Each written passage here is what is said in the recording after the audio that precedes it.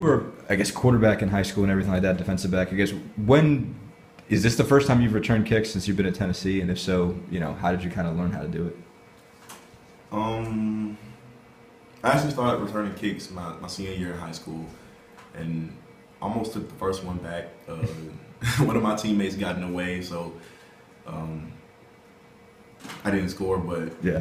when I got here, Devin Young was the kickoff returner, and just watching him and watching how he returned kicks, uh, just learning, and you gotta pretty much, I guess, follow before you can lead. And he was just giving me little tips, small tips on what to do when you see it. Just go.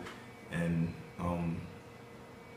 when I actually got the time to start returning kicks and starting, this it really comes down to. I learned that it comes down to trying to catch the ball on the run. We call it stealing five, and it helps the blockers out so much to where uh, the hole always opens up, but it closes fast as well. So if I catch it on the run, um, maybe I can get to that hole before it closes up. Stealing five, you mean 5 yards? What's Yeah, that? What's yes, that come from? stealing Okay. 5 yards. Mhm. What else is kind of the art to it? I guess when you sort of see the block sort of line up in front of you, how do you kind of figure out? Okay, do you have to have a plan beforehand where you know what direction you're going? What all goes into putting together a great kick return? Pretty much just trusting the return. Sometimes it's we have a sideline return that we run most of the time, and we practice so hard at it. And if I don't trust it, then why practice? So I trust the return, and our blockers do a great job of duplicating what they do in practice, and it's wide open sometimes, and sometimes it's really really tight. I have to wiggle through there, and after that it's green grass, and I run. So it's just trust and return, I would say. We want to go back to when you started in it. You said it was in high school. First off, how did your teammate get in the way on that first kick? Did you just run up his back, or what happened? I ran out of it was a similar return, a sideline return, and I hit the sideline, but I ran out of grass, so I had to cut it back. And he was right here when I tried to cut it back, and tripped me up. Okay. What I mean, I guess at that point, did you kind of start to get an idea? Man, I can be really good at this. I mean, you were quarterback, defensive back. I'm sure you've done a whole lot of other positions. Did you kind of know? Wow, was it like sort of a revelation? Like, wow, man, this might be something I'm really good at. Pretty much, I already knew that I could do a lot of things with the ball in my hands. Um, so it wasn't really a shocker to me when I actually did that. What I guess I know your brother, returned a few kicks here. I guess didn't do it a lot. Did he do that in high school or anything like that? Did he teach you anything about how to do that and do it well? I don't think he returned kicks in high school, but no, he really doesn't tell me. He really doesn't give me advice on kickoff returning. It's more of a defensive standpoint. Right. Okay. What do you remember? When your coach asked you to do it. I mean, you're a quarterback. You're not supposed to put a quarterback on kick return. That's like rule number one. What do you remember? What you thought when your coach asked you to do it, or did you ask him to do it? I mean, how did you even just get started there? Well, our previous coach didn't. I don't think. Yeah, he didn't let me return kicks, Mm. and we got a new coach our senior year, and he kind of told me, "You're going back there to return kicks." And, I obviously don't mind, and exactly that. Okay. What trying to think. You mentioned defense basically. How do you feel like you're coming along defensively? What kind of progress do you feel like you've made, and how ready are you when you get thrown in there? I think I made great progress. And just watching Ladero McNeil, Brian Randolph, and Todd Kelly, as they make their plays, and just learning from watching them, and studying film with those guys has helped me out a lot as well. And whenever my time comes, whether it's Saturday or next year or whatever, I'll be ready. So whenever they need a breather or something, I'll be ready to go in. What do you think is kind of the next most important development you've got to make at safety? Where do you feel like what's kind of your next step to being a great player there? I really don't know, to be honest. Just I think I'm pretty well rounded, and just trying to elevate my game in all aspects. I don't really want to lean to one flaw or whatever Right. it is. It's just just elevating all aspects of my game. Okay. We want to take a question toward your brothers and everything like that. I guess how are you? In what way are you guys the same? What way are you guys different? How do you and Elliot and Eric? How are you sort of unique to them, and how much are you, I guess, like Eric? In what ways?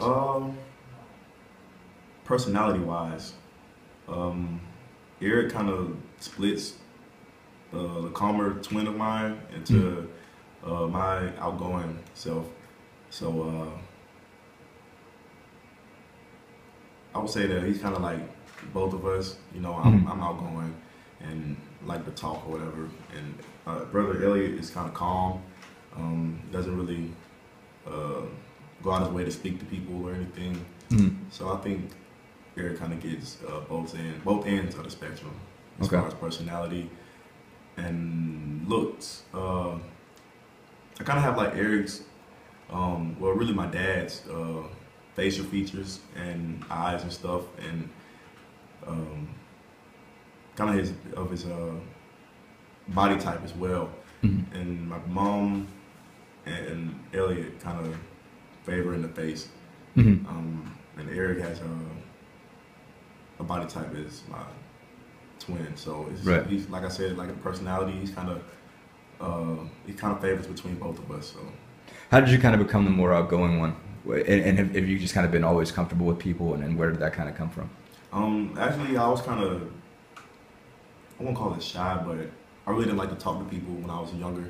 I always came off as mean or whatever, but I just really didn't like being bothered or bothering people. So I kind of grew out of it, and I'm a very social person.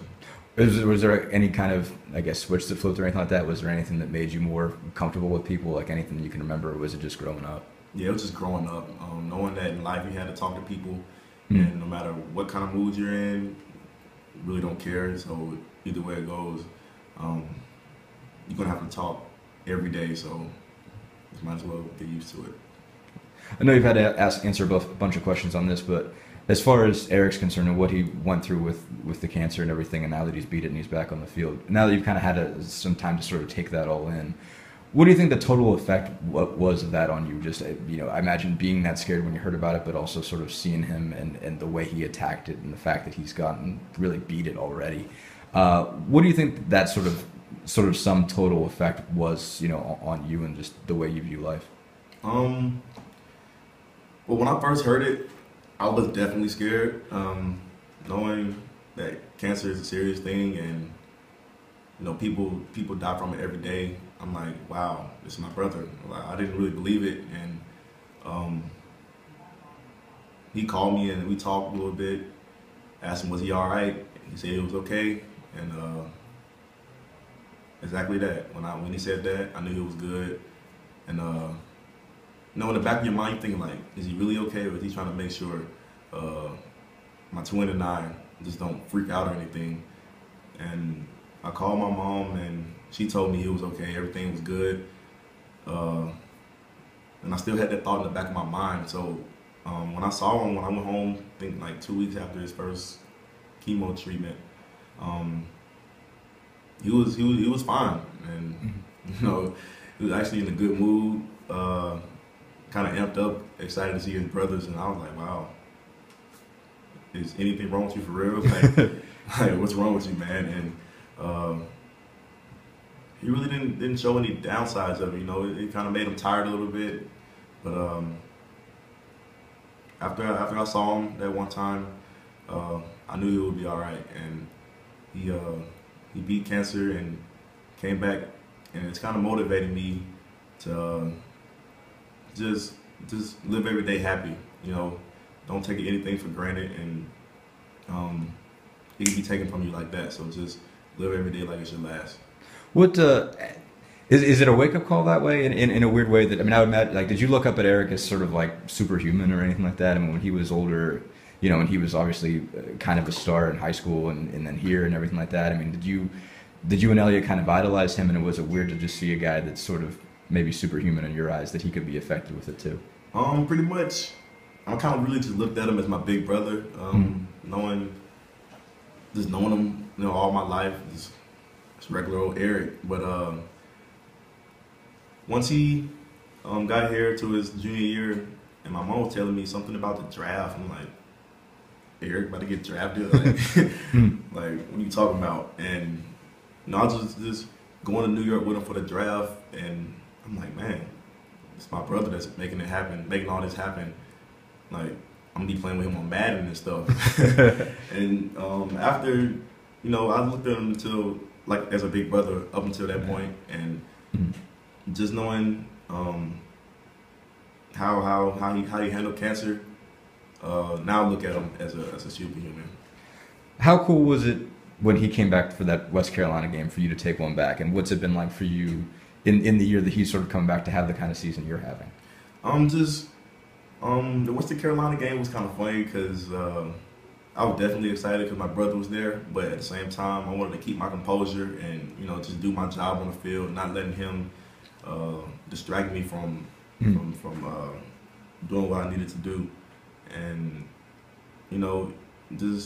but in the back of my mind, I knew, as well as the kickoff return team knew, like, how bad I wanted to take one back with my brother being there, especially my first one. And the kickoff return, it got kind of jammed up in there. And, right. But like I said, they knew that I wanted to take one back really bad, and they kept blocking, and I kept running, and just finally broke free. So it was a great feeling, and with him being there, it made it that much better. All right, I'll let you go.